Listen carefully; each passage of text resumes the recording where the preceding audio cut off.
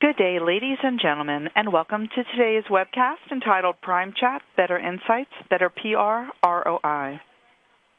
Today's conversation is brought to you by Prime Research and powered by Onstream Media. In May of 2017, 10 top corporate communicators from some of the world's most recognizable organizations share their experiences, guidelines, and insights for the application of research in public relations. In the coming weeks and months, Prime Research, along with conference partner the Institute for Public Relations, will present a series of one-to-one interviews featuring each of the 10 executives. This latest installment features Christine and Curtin, Director, Corporate Communications at KPMG LLP. Christine will be interviewed by PRIME CEO Mark Weiner, a trustee of the Institute for Public Relations, a member of the Arthur Page Society, and the author of books, essays, and features about PR research. To submit a question or comment at any time during the webcast, please click on the Ask a Question button at the bottom of your screen. Simply type your message into the box and click Submit. Alternatively, you could submit your question via Twitter using the hashtag PRIMEChat. All questions will be answered at the end of today's presentation. At this time, it is my pleasure to turn the floor over to today's moderator, Mark Weiner. Mark, the floor is yours. Thank you so much. I want to thank Christine Curtin from KPMG for presenting today. I want to also thank everyone for tuning in. I also want to recognize the Institute for Public Relations and their partnership, and the research organization AMEC, who is sponsoring Measurement Month this month, during which there is great content to be found. If you follow, it's hashtag AMEC.org, and you'll see that there's lots of events that will be addressing the kinds of questions that people ask when they want to know more about research and public relations. With that, I'm happy to introduce Christine. And Christina, take it from here. Thank you. Great. Thank you, Mark. And I want to thank commPRO and Prime Research for the opportunity to speak today. I am actually honored and excited to be talking about this topic. It's something that I am now passionate about. I can't lie and say I've always been passionate about it, but I've been spending a lot of time in this area recently in my role here at KPMG, and this is something now that I see is the future of PR. It's the future of the way we work and the future of the way we communicate, being based in data and insights. So happy to be speaking about this today. Just as a little background, I've been a communications professional for over 15 years now in a number of capacities as a journalist, a TV producer, editor, in corporate, in both internal and external. So I'm now in sort of the operations side of communications, so very much involved in the journey of measurement for us at KPMG in how we communicate both internally and externally. So thank you. So my conversation today is going to be focused very much on that journey, and which we are still in the middle of. We do not have it all figured out, but we absolutely are in the middle of it and already gaining back, return for the investment of time, resources that we put into our measurement skills and tools. So I'll just start there. I'm going to move the slides along, so just want to make sure everyone has those at the same time that I did that right. But just start with sort of who is KPMG for those of you that don't know. We are a traditional audit, tax, and advisory firm. We've been doing this for about 120 years. This year is actually our 120th anniversary. We are one of the big four accounting firms with Deloitte, E&Y, and PwC. We are the smallest of the big four. But we do a lot of the same work. We do it differently. I don't want to compare what we do, but we do it differently. But we all do sort of the basic foundational audit, tax, and advisory work that a professional services firm provides. What people don't know about KPMG is that we deliver innovative business solutions to 82% of the Fortune 500 companies out there. So we touch the majority of the major corporations, major industries that all of you work in. And so when you look at our business model and the kinds of things that we're trying to accomplish, it's vast and large and a bit complex and complicated. So We also, we might not know, have aggressive investments in financial services, D&A, healthcare, government, cybersecurity, digital, and mobile technologies. So again, the future of the companies that you all work for, too. We are heavily invested in that. We are hopefully on the forefront of what is going on in our industry so that we can keep up with our clients' problems and provide them innovative solutions. So I'll just go on to the next one, which is sort of then if we look at if KPMG has a business model that goes across all sorts of industries, all kinds of businesses, what does the communications group do? And that is a bit of a complex question because we are not a traditional, we don't make widgets, as somebody put it. We're not a manufacturing company, and all our communications professionals are under the understanding that we have to push out the brand and the reputation around the widget that we make. Because we sell people and ideas, what our communications group does becomes a bit more complex. So we support our three major businesses. We have, obviously we work across all industries, but we do have a focused 8 priority industries that we work against, including things like healthcare and energy, some of the really hot topic ones right now. 21 major markets, so that is a function of our business model. If you look at our client service model, and traditionally over the last 120 years, if you have a professional services person who works in Kansas City, you are going to be tied to the companies that have headquarters in Kansas City. So we also work from a market model and a very local business model. So our communications team will dive down deep into media and brand and reputation from a regional perspective, not just a national perspective, because of the client model that we have. And then to support sort of our external and internal efforts, we do have an in-house video production team and our daily sort of internal news portal site, because as everyone on this call knows, what you're doing externally for your brand and reputation, you have to have your people inside all singing from the same book so that that message gets out in so many different directions.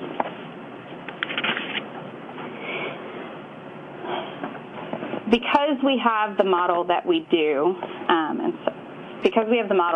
and because we cut across just such a large, vast portion of industries and businesses, our team is a bit of order takers, or have been in the past. And this is where our journey really started, is we were absolutely providing value to the business, but not in a focused manner. We were taking orders as clients had needs, and that changes drastically day by day. So if you're trying to put together one brand and one reputation for a company, it's a bit hard to do that based on specific day-to-day client needs and specific sort of needs for the business. So we very much did very well when we were taking orders or doing our work. We're all workhorses. But we were having a hard time figuring out what that added up to.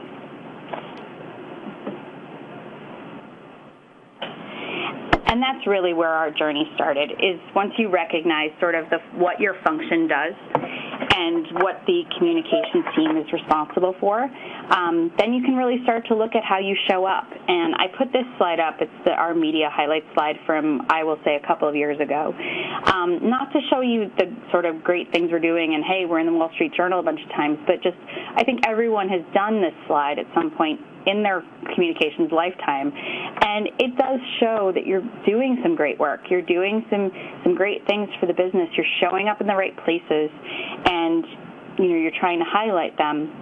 But this slide, compared to when you can get real data and real insights, is not as impactful. So it looks nice, and it's a bit showy, and people love to see their faces or their names tied to these articles that you've put out, but what's the impact there? And that was the piece that we were missing. We were doing great, as I mentioned, day to day. We're getting our leaders out there. We're getting them on TV. We're getting them in the right places. But what was the real impact of what we were doing? And how was that affecting our brand and how KPMG showed up externally? So we had to sort of take stock of where we were. And when you look at our old process, and I call this our old process, but it's still the journey that we're on to sort of move from this process is we had a bit of a dated metrics model. We didn't have a very concise metrics model. We were looking at click counts.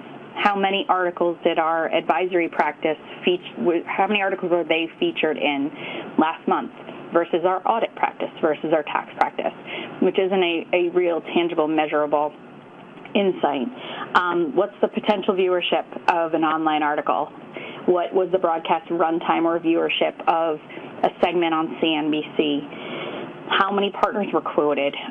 For us, this might not be something that others struggle with, but because we're a partnership model, you want to get as many partners in there as possible. And if we thought it was a success, and still do, that if you have multiple partners quoted in there, that is multiple touch points for our clients.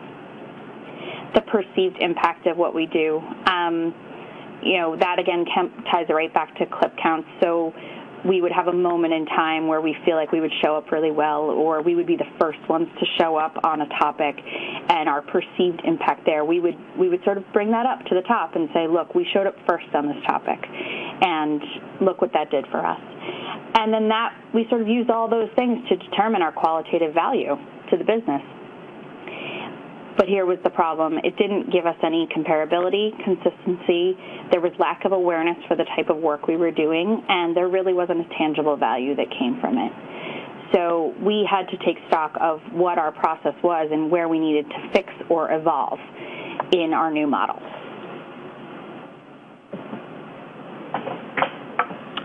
So we came up with an action plan, and this is a very simple statement to sort of get behind the same page of what we all needed to do. We needed better tools to make adjustments, do a better job, and help us set benchmarks for our goals and objectives. So the business objectives and goals are going to change year by year, but what we really needed to do is figure out what does the communications team need to do to help the business and provide tangible value to our bottom line. So in order to do that, as I mentioned, you sort of have to take stock at, where you show up. And I put this slide up just to say, we've taken jokes about it. It's always darkest before the dawn, because in order to make a change like this, it is very much a culture shift for a communications team who is used to, just as an example, the audit leadership saying these are the things we want to get accomplished from communications, and then tying yourselves directly to those client needs or business needs, to then going to a model where the communications group is trying to provide comprehensive value up to the business, collective value up to the business. So it also, hit people personally. There were new expectations on them, working differently. We pride ourselves on our great retention model here at KPMG. So we have people who've been in our communications group for 29 years. And so this very much is a culture shift from the way that you worked 29 years ago and the way the firm looks at things. So that's why I say darkest before the dawn, because we really, we did have people who took it personally, and it wasn't a personal thing. It really was about us working too hard for what we were doing and not really showing the success that we had. We were doing all the right things. We were showing up in the right places. We just weren't packaging it in the right way and then providing the underlying foundation of data and insights to show this is the impact that actually had for you. It wasn't that we were doing anything wrong. We just weren't giving ourselves enough credit.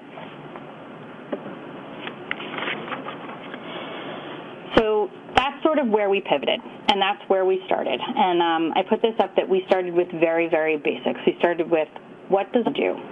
And when this pops up, I'll show you, is that we started with what's our mission? What does communications at KPMG do? And if you see, this is not very tied to the business objectives. It's not tied to sort of FY17 priorities for KPMG.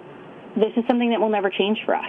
This is sort of how we define ourselves. And if someone internally asks us what does communications do, we can all give the same answer. And it's we are storytellers for the firm, inside and out, that will help the firm achieve its objectives in tangible and measurable ways. And that was, we were lucky enough to have some actually new leadership in our communications team that helped us come to this. They had brought their knowledge and wisdom from places they'd worked before. So we were very lucky to have some external points of view tie us into this so that we could look at ourselves a little bit differently.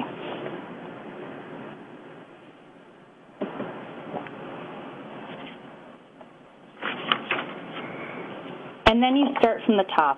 So you now have a mission. You now have where do you want to go? How do you want to be perceived and described within the firm? And then it's less about what does the business want you to do. It's more about what do you want to accomplish as a communications team. And we've never really, I've been at KPMG for 5 years, so I don't want to just say we haven't done this exercise before. But in the 5 years I was here, we haven't. And so it was very refreshing to sort of have us talk about what are the things that we want to do as a communications team.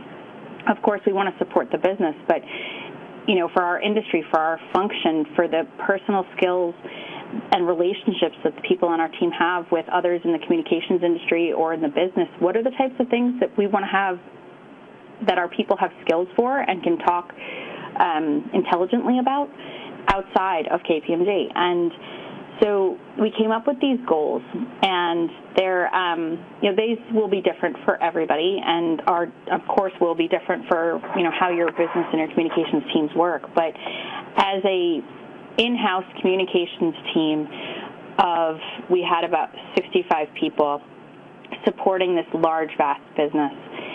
We had to be rowing in the same direction. So we had to come up with things that were important to us, and some may seem pretty basic, but for us, there are things we needed to say out loud. So work on a shared vision for the group. That helps with our, we are storytellers for the firm. That's our vision for the group. We want to provide tangible value to the business. Break down our silos and take a campaign approach. So that sort of ties with how we did the work before. Again, I mentioned we had 3 distinct businesses within the firm that all act very differently. So audit professionals do, audit work. Tax professionals do tax work. There's not a lot of jumping over that wall. So we as a communication team had to sort of look at where did all of that feed from, and then what does it add up to? And that's where we needed to play. We need to create sort of that umbrella campaign that will represent each of our businesses appropriately, but then add us up to a what is KPMG in the marketplace. And that's not an easy thing to do in a business like we have. Then it's, define what are the things we want to have measured. And I can talk a little bit about this later, but this is probably one of our longest exercises, and one that sort of creates a whole lot of other work streams that are not just measurement driven. Then you go into strategy, you go into resourcing, you go into budgeting. What are the types of things that you want to have measured in the work that you do? Then there's looking at the types of communications you do. And again, for us, this was a exercise because we were very much based in traditional media. We were very much based in print and online. We were evolving our social and digital strategy. So for us to say we want to, show up in our social digital, move our social and digital engagement scores up, we also had to say, well, what are our goals for there? Where are we starting from? What are the things we need to do to get to that next level? So we can't just say a blanket statement like improve our engagement scores. It was a bit more complicated for us than that. Foster higher collaboration, that goes back to some of the silos, but it's higher collaboration across both our communications team and our colleagues in other groups like marketing and like our IT department, our HR department, where if you're talking about things like culture, so much of it feeds in from there that you have to have a good relationship with your colleagues. And then this comes from a colleague of mine who came from another industry and sort of came into KPMG and said, well, think about yourselves not at a corporate skin. Think big, go big. What's that sort of big, hairy goal that you have that you would really love to get to? And we couldn't put goals in here without putting something very big like that. That's something that our leadership has talked about, is that don't just settle for status quo in what you're doing. You spend a lot of time at work, and it should be fun, and it should be something that excites you. So start to give yourself goals that'll get you there and challenge you. So that's really what that's meant to do, is excite our group a little bit, that we're not going to be doing the same old, that we're going to be doing things a little differently and a little more exciting.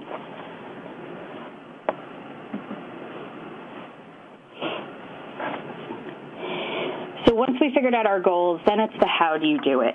It's the, how do you accomplish those goals? And for us, it was very much about a new model. We had too much content. We put out too many press releases. We were averaging too many tweets a day.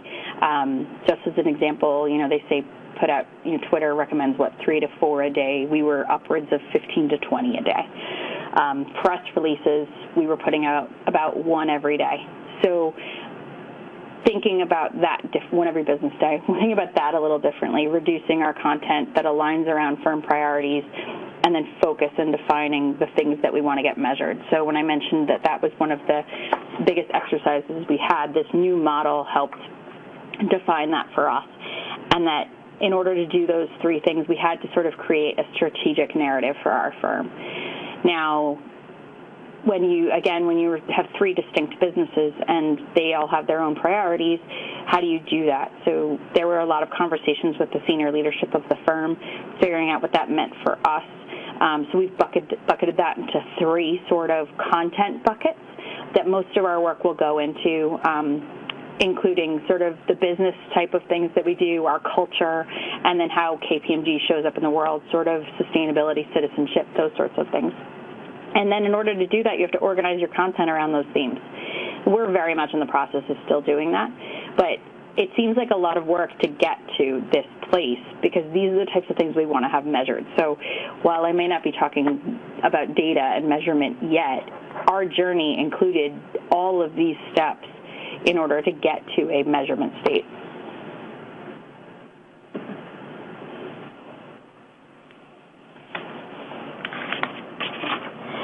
So I found this quote, and I sort of served it up to our senior leaders at the firm because once we have our new model, once we've aligned around firm priorities and figured out what the right content buckets are, then there's that really hard question of, okay, are we doing all the right things? And if we want to really be strategic advisors for the firm and not order takers, I wanted everyone to sort of recognize this, is that if we're not measuring it, then is it having a real impact, and should we be doing it? So I sort of put that up as a mantra for, the measurement work that we were doing and saying, well, if you can't really measure it, then what are you doing it for? And just really think hard about that. So again, the culture shift within our team, that lined up to that perfectly, and there are some hard conversations you have to have there, and not easy ones. And there's going to be work you're always going to have to do that you might not be doing, might not have to always do, but this did help, and it helped some of our group think about it in the right way. So now to really get to our sort of measurement piece of our journey, we had to build all that foundational stuff before we could even really think about the measurement pieces of it and the steps in our journey. But for us to do that, it started with taking stock with the type of things we were already doing and showing our leaders in the firm across all our businesses what that is. And for us, that was the creation of a daily media report and working with Mark and the PRIME team to create that report that went up daily, showing the work that we did, the earned pieces, the pieces that they should know about first if they're going to talk with clients. And it didn't only include KPMG information, which was also important to us. It was the competitor landscape. What's PwC's big news today? That's important to us. So that daily media report became the sort of the foundational piece for the rest of the measurement pieces that we were doing, and then creating what that baseline analysis looks like. So do you do a quarterly report across your 3 businesses, how that ties into your larger narrative? That's sort of how we looked at it. And for everyone, that obviously will be different, but for us, we had to create what that map looked like in order to create the right analysis pieces.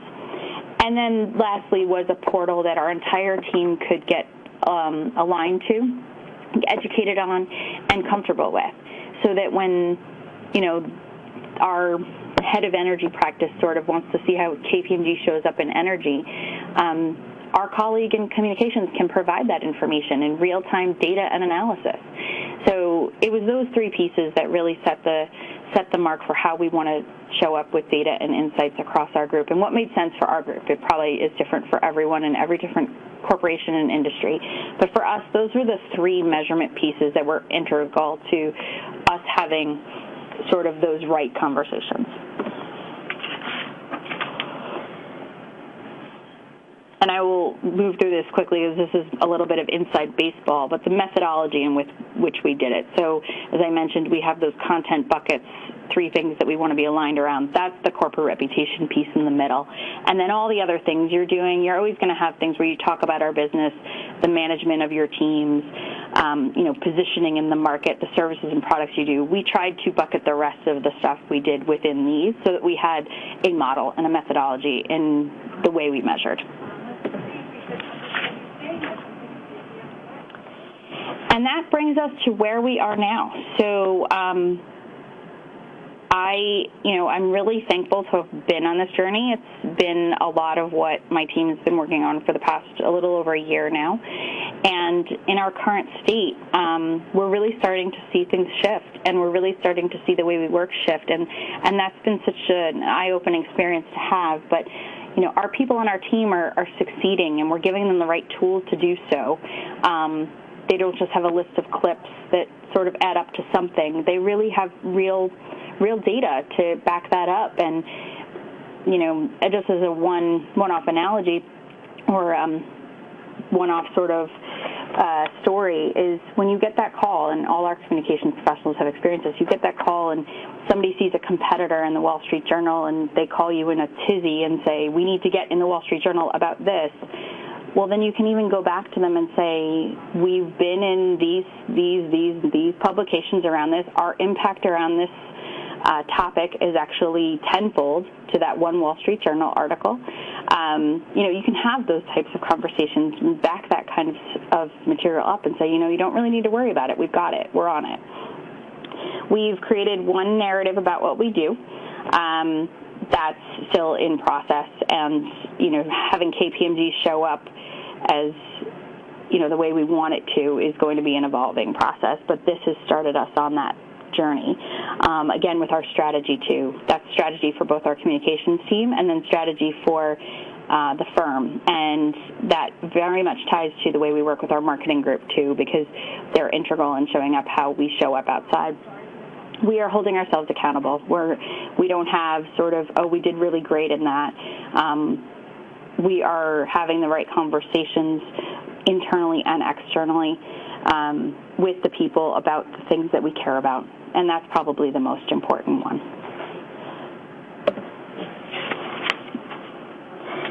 And I know I've been chatting for a while, and we'll get to some Q&A, but just wanted to end with what we've learned so far, and it's been interesting. I love this part to talk about this with people because it's been such a great journey to be on, but it's data, not emotion. It takes the emotion out of the data. The data really shows you what you're doing, how you're doing. You're probably doing a lot better than you thought. And it takes that emotion of, hey, the person next to me is getting a lot more clips. Well, what they need to be working on, they're succeeding in what they're working on. You're succeeding in what you're working on, but you can't have those conversations if you don't have the data. Again, there's discipline in the data. What are the things you should be working on and what are the things you shouldn't be working on? What has impact and what doesn't? The data helps you make that decision a lot easier. Don't ignore paid, earned, social, and owned. So the PESO model, we very much were interested in just earned media, and we've had to evolve the types of things and have the impact that each of those has on your brand and visibility externally is amazing. So we've had to evolve how we look at things. One paid piece might have much more impact than 10 earned pieces that you produce with a journalist that you have a relationship with.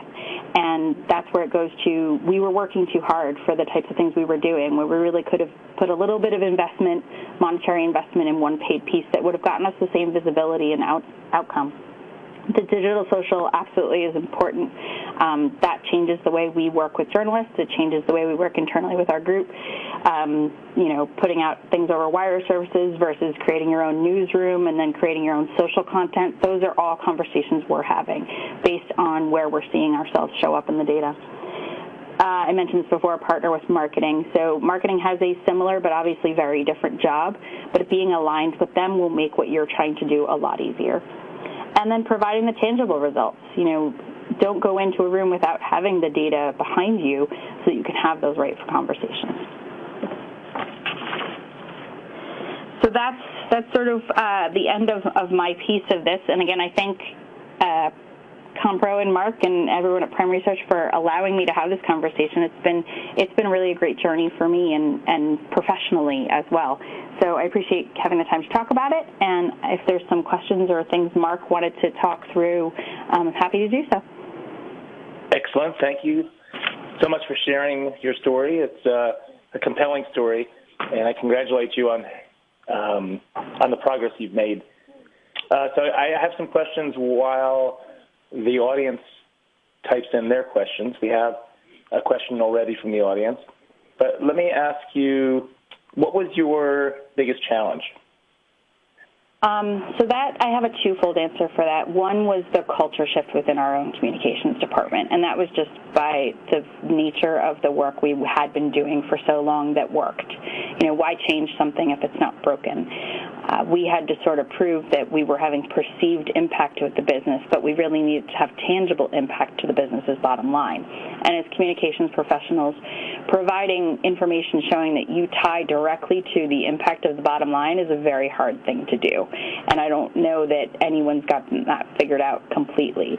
But if you can go in with data and say, well, we aligned our communications efforts around the 6 priorities for your business, the 6 things where you want to get more client work or you want to show up externally, and that client work did sort of increase over the year, there's a very good argument for the visibility work that the communications department's doing in order to increase that client base or client work. But we couldn't have those conversations before if we didn't show up that, we're showing up better than PwC in cyber. I'm not saying that's right. It's not. But just as an example, if your business tells you we want to win in cyber and you say, well, your visibility against PwC in cyber is double what they have, that's a great argument to have.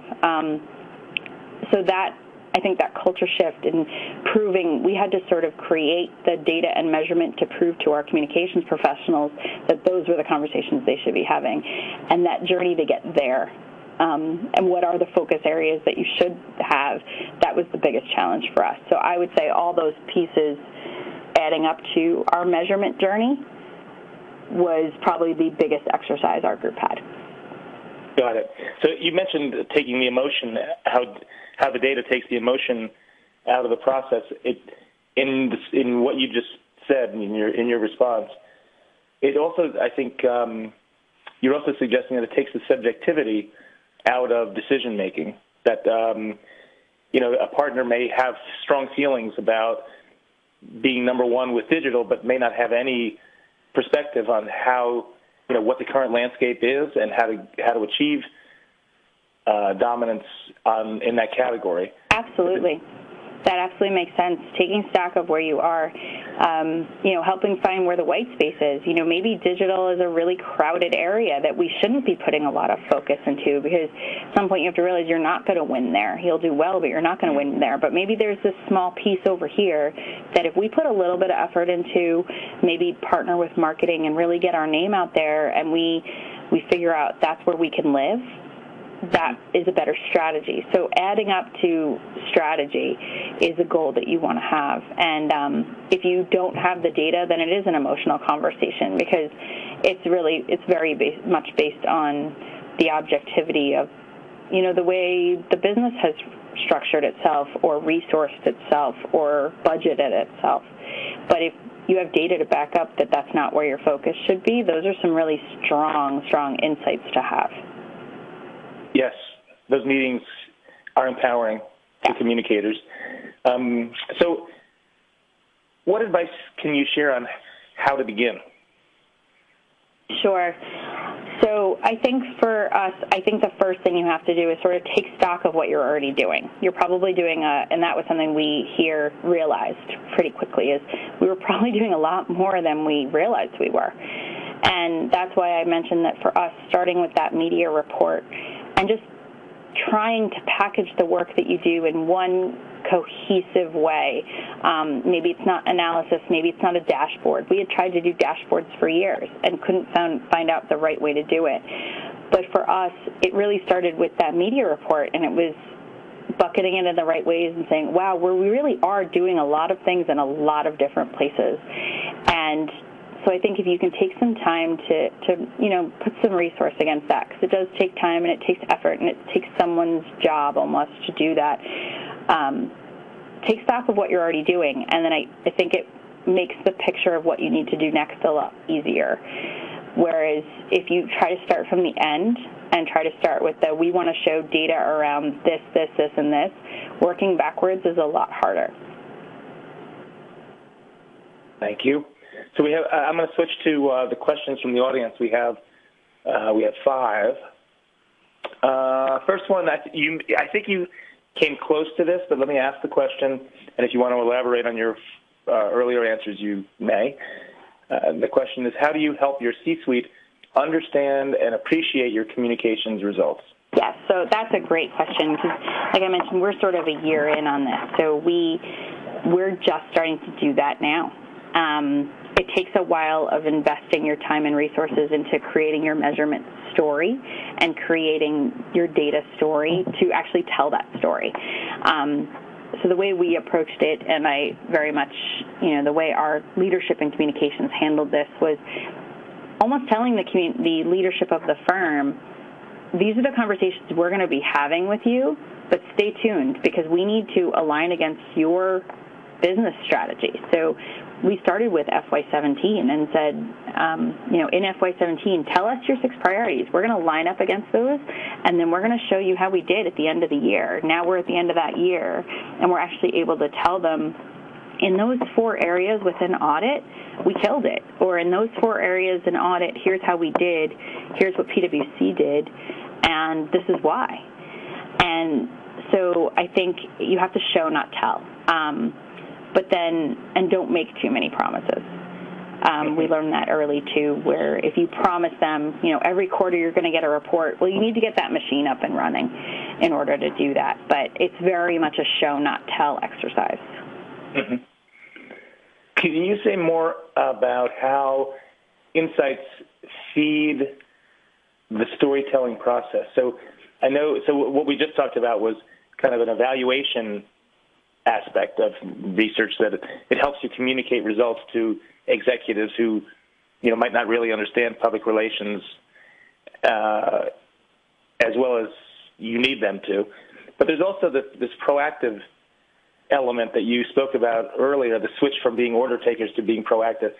How does the data feed the stories that you're trying to tell?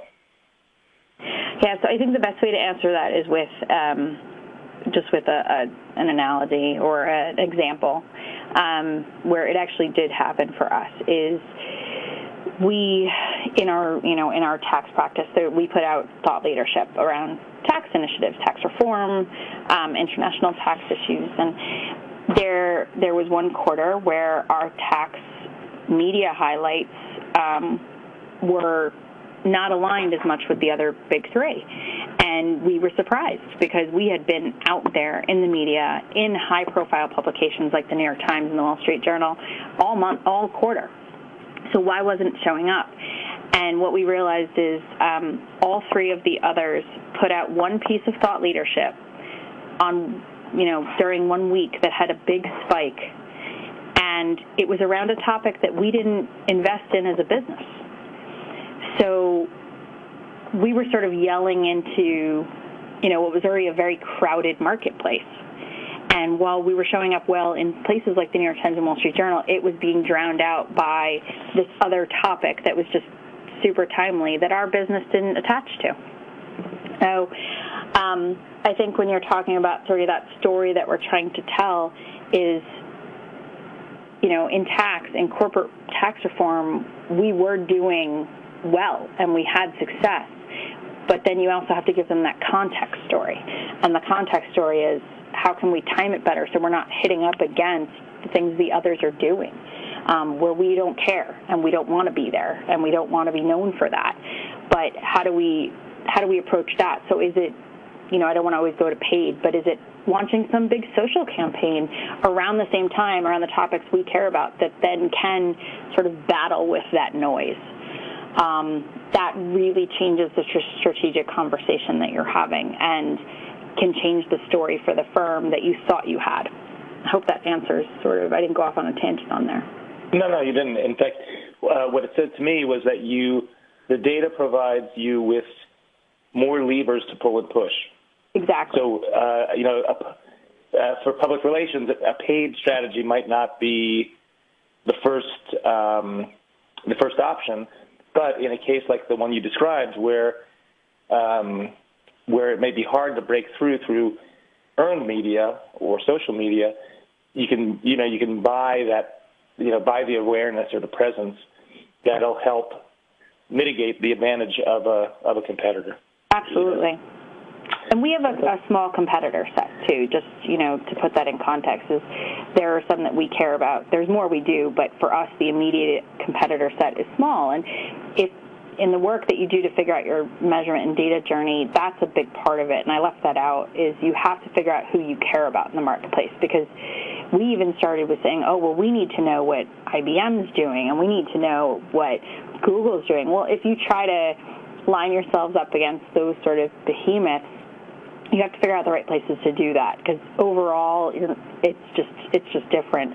So figuring out your competitor space and who you really care about is an important part of it. I agree. So here's a question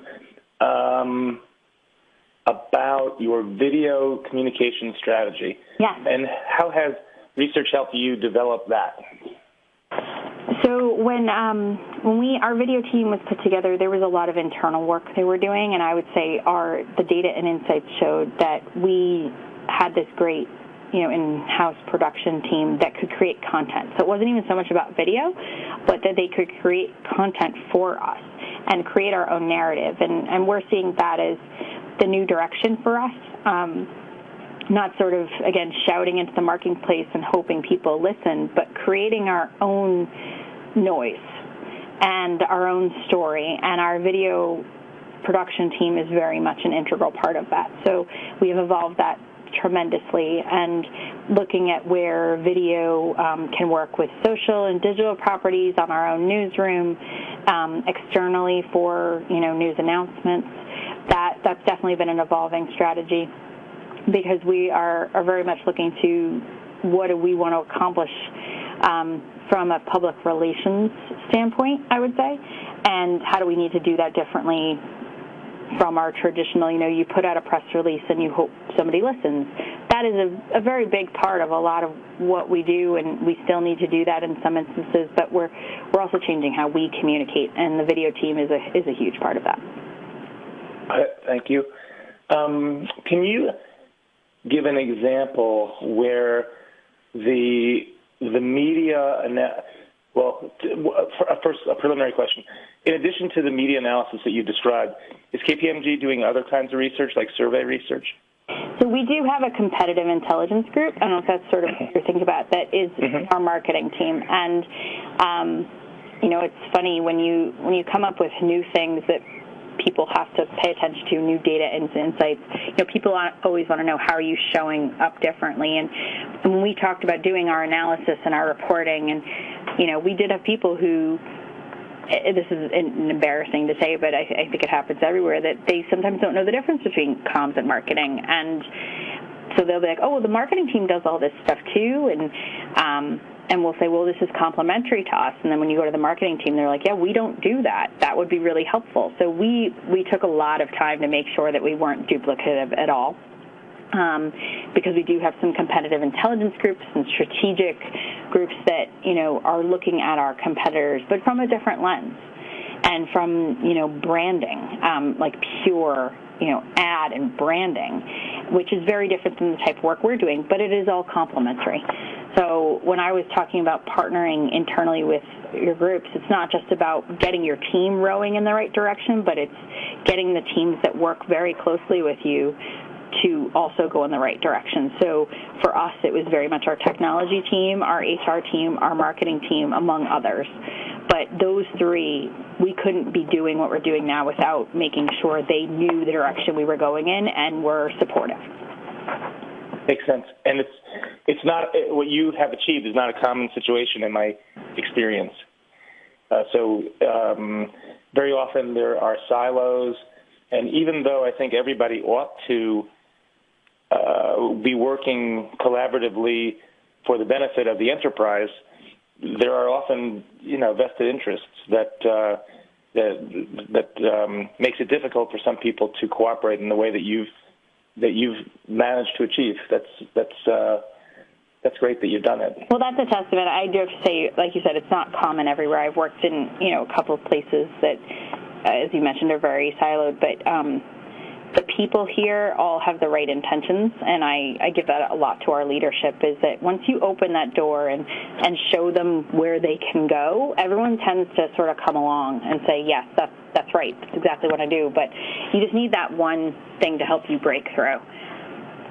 Yeah, I think the data also is a reflection of what is on the minds of consumers or your target audience, what's on their minds, and what shapes their opinion.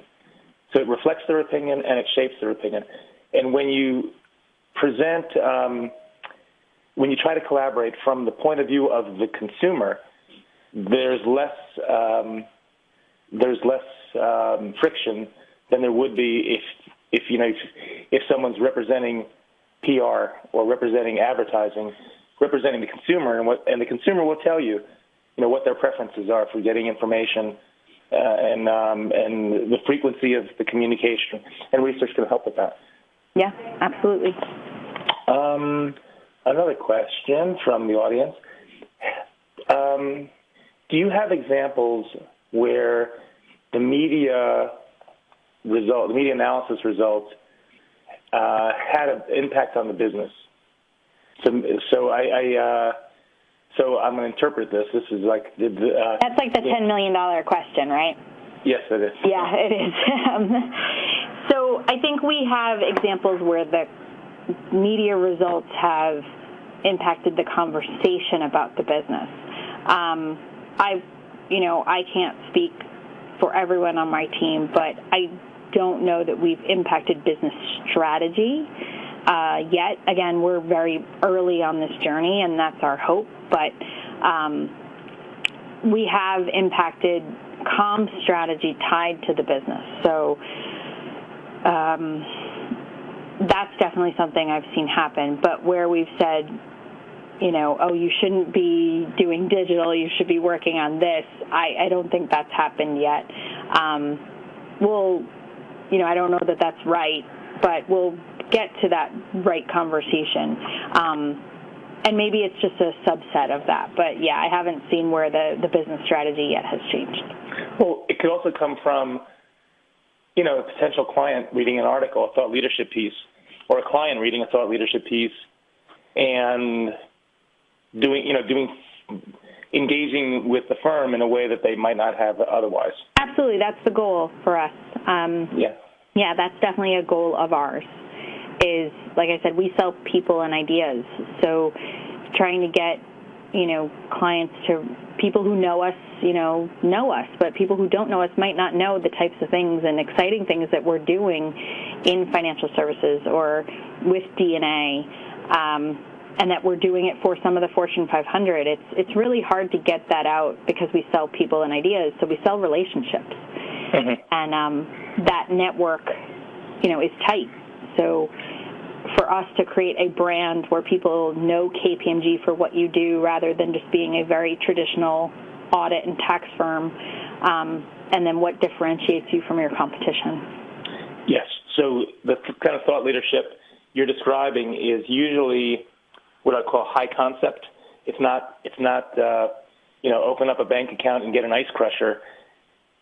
It's not like that with promotional giveaways and 2-for-1 offers where sales can be more directly correlated, but you're contributing to the overall awareness and understanding of what the firm is and what you do, and that that results in some kind of response. So let me ask, some people on the phone have little or no budget for research. So what advice do you have for them? Are there some simple things people can do that are inexpensive as a way to just get started? Yeah, there definitely is. I think, it'll take a bit of resource and time, but the investment is paramount. And I think internally in our group, some of the things and the conversations that we had to get to the right place to even make an investment in measurement are things that everyone can do. So figuring out what your mission and your goals are, those sorts of exercises will even answer the questions themselves sometimes. And then figuring out the types of things that your group is doing, you can sort of create data from those conversations if you don't have a budget to get a group to do it for you. But the three pieces that we do, the media report is definitely something that you can do in-house. Doesn't necessarily, I don't want to, take business away from anybody that does this sort of work, but isn't something necessarily that you need to do outsourced. That can be an in-house project. It's labor-intensive. It is manual. It is, it can be tough, but just figure out what's important to you, and then answering the questions of where you can make investment or make resources would be a little bit easier. But that takes stock of what you're already doing would be the first step, I would say. Yep, I think you hit on two important points. One is the alternative to outsourcing is doing it yourself, and I'd recommend to people that there are universities with PR departments or public relations to student society members, and they are eager for this kind of experience. They might be willing to do it for free. You might want to talk to a professor in the department to ask if that professor would be interested in providing the students with real experience, and the PR person is a beneficiary as well. The second thing, actually the first thing you mentioned, was the importance of setting objectives, and I think this is an important point that you make, that in my experience, the least expensive way to demonstrate the value of public relations, which is what drives a lot of the interest in research, is to set an objective, set a measurable objective, and then beat it. And if you can do that, there won't be questions about the value of PR. If you set a measurable objective, get buy-in from the senior executives as you did, then the course is clear. And if you hit the numbers, if you say your goal is a 10 and you get a 12 and the competition got an 8, I think nobody needs to know PR to know that you did it. So it can be that simple, whatever the objective may be. So as we draw closer to the hour, let me just double check and see if there are any new questions. There is one. And I think you might have answered this already, and that is, how do you sell the investment in measurement to internal decision makers? I think this is like a money question. How do you get senior executives to buy in? Oh, well, that's, again, the show and tell. The show part of it, they love it. For us, that wasn't a hard conversation. We work with accountants, so anything that is data-driven, they love. So for us to be able to show it, they were like, give us more. We love this. We absolutely want it, but you have to create it first. So it's not as much talking about it, but much more showing it. That was not a hard exercise for us. That'll be different for everybody, though, because depending on what industry and or what kind of corporate setting you work in, how data-driven they are anyway will probably guide that conversation for you. So, for some it might be much more of a qualitative conversation than others. For us, it was very much a quantitative conversation. Well, I can't imagine a CEO expressing disinterest in improvement or greater efficiency. How you get there is another conversation, but I think senior executives are open to the idea that that research and evaluation can improve performance, and I think that's what they they would like. Who wouldn't want that? Yeah, and the insights that you get are immeasurable, honestly. As we start with our fiscal year, our ends at the end of September, and we're starting to look at our story based on data. We're coming up with qualitative stories that we have based on the kinds of things that we wanted to have measured. So as an example, we have a great story to tell around our leadership, and we started to put some more effort and resources into positioning our leadership in the right places. And I can say candidly, not work as hard to get them out there, but really pick some big impact places for them to show up, and in the right tone and content, how that can pay off. And we have a great story to tell there, and we wouldn't be able to tell that story if it weren't for the data telling us we needed to do that. Well, I think we're about to close out, so let me just say thanks again, Christine, for illuminating your journey and all that you've accomplished. I think you've given us a lot to think about, and you've shown us a way to succeed. For those of you who want more information about research and evaluation for public relations, I recommend to you that you visit the Institute for Public Relations website, which is www.instituteforpr.org, as well as www.amac.org, which is both of organizations offer a lot of information for free that can help you get started. And if you've already started, these sources can help you improve and refine your programs over time. So that's it for us. There will be this program was recorded and will be available to all of the registrants, and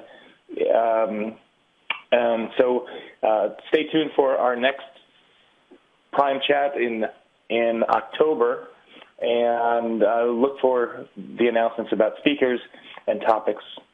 Until then, wish you well. Thank you. Thank you. This does conclude today's conference. We thank you for your participation. You may disconnect your lines at this time, and have a wonderful day.